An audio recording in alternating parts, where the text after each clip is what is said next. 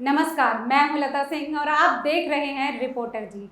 आज हमारे साथ हैं हरियाणा के एक फौजी के परिवार के वो किरदार जिन्होंने सिनेमा घरों पर धूम मचा रखी है। जी हाँ, मैं बात कर रही हूँ 1 जून को रिलीज हुई फौजा फिल्म की। आज हमारे साथ हैं फिल्म के डायरेक्टर विनोद कुमार जी, फिल्म के अभिनेता कार्तिक एंड फिल्म की हीरोइन ऐश्वर्या जी। आप सभी का हमारे सेट पर बहुत बहुत स्वागत। आपका धन्यवाद मैडम। जी सर, तो फिल्म की बात करें तो पहले कहानी से शुरू करते हैं। मैडम देखिए, फौजा जो जैसे नाम से आपको प्रतीत होता है कि ये एक आर्मी से रिलेटेड फिल्म है, तो एक दो चीज़ें हैं मैडम इसको बारे में बताने के लिए। एक तो ये कि हम जो हमारी भारतीय सेना है, ये मतलब अगर जैसे सेना के नाम आते ही अपने अपने खून में ना एक जोश आ जाता है। और उसके ऊपर भी दुनिया की सबसे बेहतरीन सेना हमारी सेना है मैडम। ये तो हमें अभी पता लगा है, ये हमें नहीं पता था। क्योंकि अगर वो बॉर्डर पे खड़े हैं तभी आप और हम यहाँ बैठ कर ये कार्यक्रम कर रहे हैं, हम घूम पा रहे हैं, नहीं तो कुछ नहीं कर पाते। अब उसके ऊपर से हरियाणा मैडम, हरियाणा जो है इसमें भारतीय जनसंख्या में हमारा 1.6% की हिस्सेदारी है। और भारतीय सेना में बात करें तो हर छठा जवान हरियाणा से है। तो हमारे जीवन में सेना का कितना बड़ा योगदान है, शायद हम उसका कर्ज अपना जीवन देके भी नहीं निभा सकते मैडम। हम मुझे याद है जब हम बचपन में कोई लड़का पैदा होता था घर में, तो पहली आवाज़ ये आता थी कि सेना में जाएगा। खासकर मैं हरियाणा पंजाब की बात कर रहा हूँ मैडम। हालांकि ऐसे और भी प्रदेश हैं जैसे हिमाचल है, यूपी है, राजस्थान है, इसमें भी बहुत सारे लोग भारतीय सेना में जाते हैं। बट हरियाणा छोटा सा है प्रदेश, यहाँ पे आप किसान, खिलाड़ी और जवान, इसकी भरपूर मात्रा मिलती है। तो ये ऐसे ही एक जवान की घटना से प्रेरित होकर हमने फिल्म बनाई है। और इसमें आपको हर भाग में, फिल्म के गाने में, डायलॉग में, सीन में भारतीय सेना का जो योगदान है, भारतीय सेना कैसी है, वो देखने को मिलेगा। इस बारे में ये फिल्म है। कुछ ऐसी घटना का आप जिक्र करना चाहेंगे जिससे आपको लगा कि हाँ, इस टॉपिक पर फिल्म बनाना ज़रूरी है? हाँ, ये बड़ा अच्छी बात की मैडम आपने। क्या हुआ था कि एक हमारा दोस्त था मैडम एक, तो वो उसकी एक घटना ऐसी, वो कारगिल शहीद हुए थे। अब कारगिल शहीद में तो हमारे बहुत लोग और भी शहीद हुए थे, बट आपको दर्द ज़्यादा तब होता है कि जब आपका कोई साथ का चला जाता है। हम 3 दोस्त होते थे बचपन में, हम यहाँ कॉलेज में साथ पढ़ते थे। उसकी ज्वाइनिंग हुई एज ए लेफ्टिनेंट, और पहली पोस्टिंग ही उसकी जब हुई लद्दाख में, तो कारगिल हुआ था। और मैडम वो वहाँ पे शहीद हुए थे। तो उसी घटना से प्रेरित होके मैडम बहुत प्रभाव पड़ा था मेरे को उस घटना से जीवन में। आप यूँ कहें कि उस घटना ने मेरा जीवन के कुछ सोच में फ़र्क बदल दिया था। तो उस घटना से प्रेरित होकर मैंने फिल्म को लिखा था। जब हम कास्टिंग करने चलते हैं तो कैसे आपको अपने किरदारों से मैच करते हुए एक्टर्स मिले और कैसे ये कास्टिंग का सफ़र आपका शुरू हुआ? मैडम, ये कार्तिक जो आपके सामने बैठा है मैडम, ये बड़ी लंबी खोज है और लगभग 1 साल या 1 साल से ज़्यादा की खोज है ये। और मुझे जिस होता ना कि जब हम लिखते हैं कैरेक्टर, तो एक पिक्चर आपके क्लियर माइंड में आती है कि ये कैरेक्टर होना चाहिए, ऐसा होना चाहिए। जैसे पवन मोत्रा जी को आया तो ऐसे ही, तो मैं खोजता खोजता बस पहुंच गया कार्तिक के पास। इसको मैंने वो ज़्यादा तो मैं देखता नहीं हूँ, वो ये सोशल मीडिया, बट किसी के थ्रू देखा कुछ इसका एक्शन इसने कोई वो वीडियो वगैरह डाली हुई थी, तो मैंने इसको देखा, पहुँचा। फिर भी एक कहीं ना कहीं डर होता है कि आप ये मूलतः मतलब इनकी जो मदर टंग कह सकते हैं, या मूलतः हैदराबाद के रहने वाले हैं, तो वहाँ का लहजा इनका थोड़ा भाषा में था, बोली में था। तो एक डर भी होता है कहीं ना कहीं कि ऐसा ना हो कि मैं कैरेक्टर के नज़दीक ना पहुँचे। बट जो बॉडी से जिस तरह से है, तो यही था। बट मैडम, बहुत कुछ सीखने को मिला जीवन में कार्तिक से। 1-1.5 महीने के अंदर इन्होंने कैरेक्टर को समझा भी, उसकी मैनोरिज्म को समझा, उसकी चाल ढाल को समझा, उसकी बोली को समझा, और वो प्ले किया। तो मैं तो मतलब संतुष्ट हूँ कि मेरा अंगद शायद यही था। तो कार्तिक, आपसे ही पूछते हैं कि जब इस कैरेक्टर का आपके पास आया, डिटेल एक्सप्लेनेशंस आई, तो आपको क्या लगा कि किस हद तक आप इसको जस्टिफाई कर पाएंगे? जी, आई थिंक सबसे इम्पॉर्टेंट चीज़ होती है कि जो भी फिल्म के डायरेक्टर होते हैं, उनको क्लैरिटी होनी चाहिए कि उनका कैरेक्टर वो कैसे चाहते हैं।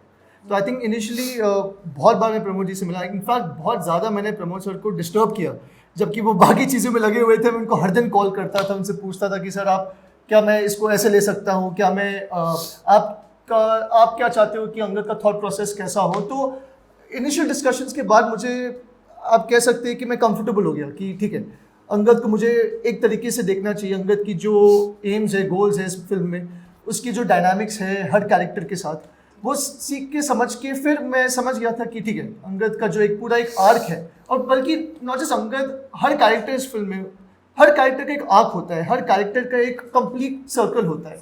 तो आई थिंक हर किरदार को दूसरे किरदारों के भी कैरेक्टर्स की पूरे आर्क समझनी चाहिए, फिर जाके एक अच्छी फिल्म बन सकती है। जब रिलेशनशिप आपको पता होते हैं, अंगद का रिलेशनशिप उसकी गर्लफ्रेंड के साथ कैसा है, उसकी मदर के साथ कैसा है, उसके पिताजी के साथ कैसा है, या उसकी बहन के साथ कैसा है, या उसके दोस्तों के साथ कैसा है, बंदा हर इंसान से अलग तरीके से बात करता है। तो जब आप वो समझ जाते हो तो फिर कैरेक्टर प्ले करने में आसानी हो जाती है। तो जैसा कि हम सब जानते हैं कि ये फिल्म एक सत्य घटना पर आधारित है जी। तो क्या आपने इस कैरेक्टर के जो घर वाले थे उनको कितना ऑब्जर्व किया, किस हद तक आप उसकी पर्सनल लाइफ को छू पाए? नहीं मैडम, थोड़ा सा इसमें फ़र्क है। ये सच्ची घटना से आधारित नहीं है फिल्म, तो सच्ची घटना से प्रेरित है फिल्म। प्रेरित वो कैरेक्टर बिल्कुल, इसमें सारे कैरेक्टर फिक्शन से काल्पनिक हैं। उस कैरेक्टर से कोई लेना देना नहीं है इस फिल्म का। मैं ये क्लियर कर दूँ आपके चैनल के माध्यम से। इस सिर्फ और सिर्फ उस घटना से प्रेरणा लेके मैंने स्टोरी कॉन्सेप्ट लिखा था, और इसको जो असली मतलब तैयार किया, स्क्रीन प्ले तैयार किया, वो परवेश राजपूत है। आजकल एक हरियाणा में बड़ा एक स्टेज ऐप, एक ऐप है, बड़ा OTT प्लेटफॉर्म है हरियाणा का, शायद आप जानते भी होंगे, स्टेज ऐप।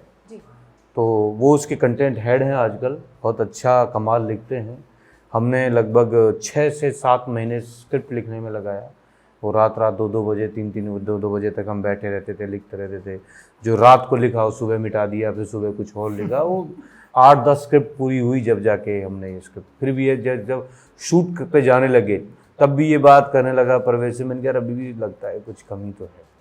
तो ये है मैडम, तो ये सच्ची घटना से प्रेरणा है, बाकी और कुछ। तो आपने इस फिल्म का जो बैकड्रॉप है पूरा हरियाणा का रखा है, कहाँ कहाँ पर शूटिंग की और कितने दिन ये शूटिंग चली, हरियाणा के लोगों का क्या कुछ हमें देखने के लिए मिलेगा इस बैकड्रॉप में? मैडम, निर्माता हरियाणा का जी, निर्देशक हरियाणा का, स्क्रिप्ट राइटर हरियाणा से, गाना जिसने गाने गाए हैं एक सोमवीर कथुरवाल है अपने हरियाणा का। जी, जी। मेवात का आपने नाम सुना होगा, सलमान अली, उन्होंने इसमें फिल्म में गाने गाए हैं। शूटिंग 100% हरियाणा में हुई। जो टेक्नीशियंस थे, रोहतक में एक अपना इंस्टीट्यूट है सुकवा, आप सब हम जानते हैं, एक पहला TV एंड आर्ट का इंस्टीट्यूट है। वहाँ के बच्चे सारे टेक्नीशियंस थे। DOP हो गया, लाइटमैन हो गया, कैमरामैन हो गया, मेकअप वाला, कॉस्ट्यूम वाला, सब वहाँ के बच्चे थे। और बल्कि पवन जी ने मेरे को बोला भी था कि यार टेक्नीशियंस तुम मुंबई से ले लो। मैंने बोला सर फिल्म अच्छी बने या ख़राब बने, लूँगा हरियाणा के। मैडम, अगर हम लोग ही अपने को नहीं आगे बढ़ाएंगे तो कहाँ पहुँचेंगे? हम कहीं पहुँच नहीं सकते। हम तो बॉम्बे पे आधारित होकर रह जाएंगे, हम फिर कहाँ जाएंगे? तो मेन सीन्स कहाँ पर शूट हुए हैं इस मूवी? पटौदी के पास एक जगह है, यहाँ पे शूट हुआ, कुछ भौंडसी में शूट हुआ, लगभग यहीं के आसपास हमारा फरूक नगर हुआ कुछ एरिया में। तो इस तरह से 8 से 10 लोकेशंस थी और इन्हीं के बीच में थी सारी लोकेशंस। तो ऐश्वर्या, आप बताएं कि आपका जो किरदार है तो उसमें आपको क्या नया सीखने के लिए मिले अपने लाइफ के लिए बात करें तो, और क्या क्या चैलेंजेस आपको लगे? तो मेरा किरदार अंगद की पहले गर्लफ्रेंड एंड देन वाइफ का है, सीरत। तो ये मेरी पहली मूवी है, फीचर फिल्म। सो मेरे लिए तो सब कुछ ही नया था और सब कुछ ही एक लर्निंग था, एंड प्रमोद सर ने मुझे बहुत हेल्प किया है। ऑल्सो मैं आखिरी थी सेट पे फाइनलाइज होने के लिए। Seerat was the last one to get locked, मैं आखिरी में लॉक हुई हूँ। तो मेरे पास ज़्यादा टाइम भी नहीं था सर से बात करने का, जैसे कि कार्तिक ने डिटेल में डिस्कस किया था। बट मुझे ऑन सेट सर ने सब कुछ समझाया सीरत के बारे में। मैं जितना हो सकता था अपने तरफ से उतना मैंने किया है, और सर ने डेफिनेटली बहुत हेल्प किया है। मेरे से डिफरेंट है काफ़ी सीरत बहुत ज़्यादा इनोसेंट है, और वो आज की लड़की नहीं है, वो पहले की लड़की है। बट वो भी पढ़ाई पढ़ाई लिखाई करती है और आगे बढ़ना चाहती है मेरे जैसा, बट वो पहले की लड़की है। और ऑल्सो डिफ़िकल्टी में मैं बोलूँगी एक आर्मी वाइफ किस इमोशंस से गुजरती है वो मैं सोच नहीं सकती एज ऐश्वर्या, बट उसके थ्रू मुझे जाना पड़ा बिकॉज आई वॉज प्लेइंग सीरत। ये सच बात है, सीरत इससे ज़्यादा इनोसेंट है, ये सच है, ये सच बात है, ये सच बोला इसने। तो कुछ ऐसे बिहाइंड द सीन मैं एक चीज़ है जो इस फिल्म के बारे में बताना चाहता हूँ, वो मुझे लगता है कि वो हर आदमी को जानना भी चाहिए। इस फिल्म की जो मेन है मैडम, इस फिल्म का एक डायलॉग है बड़ा अच्छा, बहुत दिल के करीब है वो डायलॉग, कि दुनिया में कपड़ों का सबसे महंगा ब्रांड कौन सा है। हम कितना भी महंगा ब्रांड ले लें, तो सबसे महंगा ब्रांड कौन सा है, वो है इंडियन आर्मी की वर्दी। उसे खरीदा नहीं जा सकता मैडम, उसके लायक बनना पड़ता है, उसके लिए जूझना पड़ता है। समझने वाली बात, समझने वाली बात मैडम कि आप इंडियन आर्मी की वर्दी ये अपनी ऐसे नहीं बाजार से लेके खरीद सकते, उसे आपको वो कमाना पड़ता है ना मैडम। उसके लिए तो आपको रात दिन का खून पसीना एक करके वो कमाई जाएगी, जब दुनिया का सल्यूट निकलता है उस वर्दी को देख के। तो ये वो है, आप चाहे 2 लाख 3 लाख 4 लाख 10 लाख की शर्ट पहन लो, कोई ध्यान नहीं देगा। अगर आप इंडियन आर्मी की वर्दी पहन के निकलेंगे तो दुनिया सल्यूट करती है आपको, सीट देती है, आपको जगह देती है। तो ये है वर्दी की पहचान, ये है भारतीय सेना। इसके इस लाइन के आसपास ही हमारी फिल्म है। तो कुछ ऐसा जो आप दोनों शेयर करना चाहें, और सीनियर आप एक्टर्स के साथ काम कर रहे हैं इस फिल्म में, तो कुछ क्या आपका इंस्पिरेशन रहा और क्या कुछ सीखने के लिए मिला? आई थिंक पहले मैं तो थोड़ा नर्वस था कि पवन सर के साथ काफ़ी सीनें होंगी, और पवन सर तो ऐसे हम जानते हैं कि जब हमने बड़े पर्दे पर देखा उन्हें काफ़ी सीरियस रोल्स किए उन्होंने, चाहे वो ब्लैक फ्राइडे हो या भाग मिल्खा भाग हो, सलीम रंगडे पे मतलब। तो मैं थोड़ा डरा हुआ था कि पवन सर के साथ यार थोड़ा ज़्यादा बात नहीं करेंगे, नॉर्मली बस काम करेंगे रिजर्व। लेकिन पवन सर तो बिल्कुल मतलब उनकी एनर्जी 15-year-old बॉय की तरह है, वो इतने क्यूरियस है हर चीज़ को लेके, आपके बारे में जानना चाहते हैं, वो हंसी मजाक करेंगे, बिल्कुल सीरियस ही होने वाला हो उससे पहले बिल्कुल हंसी मजाक करेंगे और झट से कैरेक्टर में घुस जाएंगे। बिल्कुल हम लोग थे नए तो हमें थोड़ा सा वो है, नहीं यार हम कोने में रहेंगे थोड़ा सा, हाँ हम थोड़ा घुसेंगे कैरेक्टर के अंदर, थोड़ा सा सोचेंगे उस पवन सर क्या है, क्या हो रहा है यार, चलो करो सीन करो जल्दी ऐसे। और जब वो सीन करेंगे तो बिल्कुल ही कैरेक्टर में घुस गए। तो आई थिंक तो फॉर अ न्यू कमर ये भी एक ऑब्जर्वेशन है कि कैसे आपको डिटैच भी करना चाहिए अपने काम को लेके। जब आप सेट पे हैं ठीक है, आप कैरेक्टर को समझते हो, आप अच्छे से अपना टेक देते हो, लेकिन उसके बाद फ्री रहो, अपने आप को ज्यादा सीरियसली मत। Switch on switch off like this, perfect है वो अगर स्विच ऑन कर दिया उनका तो पूरा करेक्टर में है, स्विच ऑफ करते ही तो इसके पीछे मेरे पीछे इसके पीछे कुछ नहीं पता है। उनके साथ डायनामिक बहुत अच्छा था, हाँ देखने लायक चीज़ थी वो। मैडम 67-year-old है वो, हालांकि बताना नहीं चाहिए, उन्होंने शायद पता नहीं बताते हैं कि नहीं बताते, पर मैं बता देता हूँ, आप रखना कि नहीं रखना बाद में रख लेना। तो इतनी एनर्जी उनकी, मैं खुद मैडम क्या होता है जैसे कल शूट है तो एक रात पहले मेरे से मिलने की कोशिश करते हैं या फ़ोन पे बात करते हैं कि कल का जो सीन है उसको ऐसे कर लेते हैं ऐसे कर लेते हैं, यानी डिस्कस करते हैं। अब हमारे लिए इतनी बड़ी मतलब प्रॉब्लम हो जाती है कि इतने सीनियर आर्टिस्ट जब आपको पूछते हैं कि कैसे करना चाहिए तो ज़्यादा होता नहीं है बताने के लिए, और वो इतना कंफर्ट जोन देते हैं करने में कि आपको एक ना एक कहीं ना कहीं एक इमोशन पे हम दोनों एक हो जाते हैं। फिर जाके अगला सुबह जो शूट होता है तो पता ही नहीं चलता कब शूट होगा। तो कितना ओवरऑल आपको वक्त लगा होगा इस फिल्म को कंप्लीट करने तो मैडम मुझे 2 साल लगे पूरा, जहाँ से जर्नी शुरू की अकेला था, कोई नहीं था, स्क्रिप्ट थी हाथ में, ना पैसे थे ना कोई मिलने वाला था।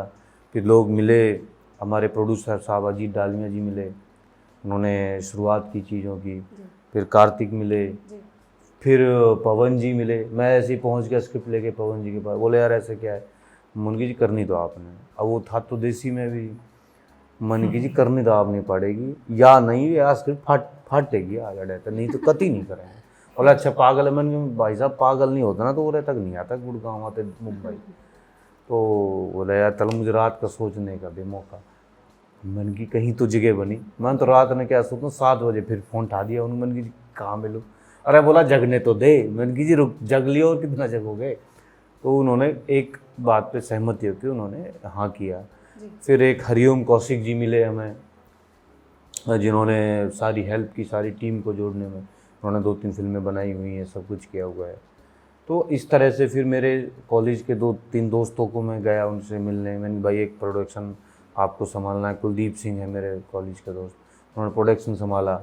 तो इस तरह से चीज़ें बनती गई। फिर एक हमारे मित्र हैं मुंबई में, कास्टिंग डायरेक्टर हैं बहुत फेमस, जोगी मलंग, और अक्सर हम फिल्मों में उनको देखते रहते।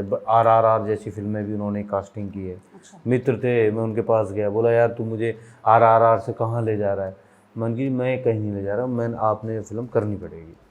और उसके उनके लिए धर्म संकट, एक तरफ दोस्ती एक तरफ कैरियर, पर वो दोस्ती भारी पड़ी तो उन्होंने मेरी फिल्म में नेगेटिव कैरेक्टर किया। तो हरियाणा के पृष्ठभूमि पर बनी ये फिल्म, आप अपने दर्शकों से क्या अपील करना चाहेंगे रिपोर्टर जी के माध्यम से?